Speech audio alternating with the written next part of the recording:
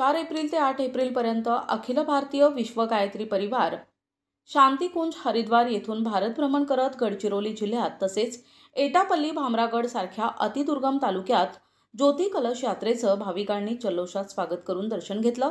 तसेच आलापल्ली, नागेपल्ली, अहेरी आणि मुलचेरा या भागात सुद्धा ज्योती कलशाचे भाविकांनी जल्लोषात स्वागत केले। गायत्री परिवाराचे संस्थापक श्रीराम शर्मा आचार्य यांनी ज्या दिव्य ज्योतीसमोर जानेवारी 1926 ला गायत्री साधना सुरुवात केली, ती ज्योती अखंडपणे आजपर्यंत शांतिकुंज येथे अविरत जळत आहे। त्या ज्योतीला 100 वर्ष पूर्ण होत आहेत।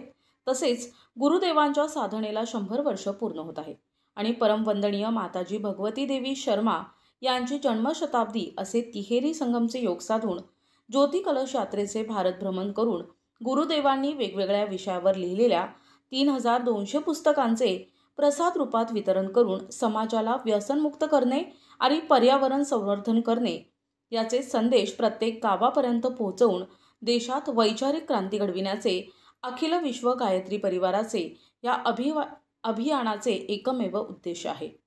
हम बदलेंगे युग बदलेगा, हम सुधरेंगे युग सुधरेगा हे जयघोष करत प्रत्येक गावात कलश यात्रेचं भाविकांनी स्वागत केलं आणि संध्याकाळी दीपयज्ञाच्या माध्यमातून गायत्री महामंत्राची उपासना करण्याचा संदेश याद्वारे देण्यात आला। टोळी प्रमुख श्री नारायण वैद्य आणि त्यांचे सोबत त्यांच्या अर्धांगिनी रमा वैद्य या होत्या। सोबत पाराशिवे श्री आणि सौ पाराशिवे, श्री आणि सौ ठाकरे, श्री सौ ठवरे, श्री गवारे, गोपाल जी पोचमपल्लीवार यांच्या मार्गदर्शनात ही ज्योती कलश यात्रा गडचिरोली जिल्ह्यात दिनांक 23 मार्च ते 8 एप्रिल 2025 पर्यंत भ्रमण केली।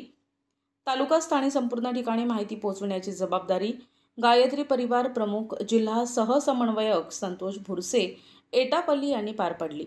तर यात्रेच्या सफलतेसाठी एटापल्ली येथील गायत्री परिवार प्रतिनिधी आशाताई अतकमवार, पूजा पुलूरवार तालुका समन्वयक म्हणून कार्यरत सांभाळला।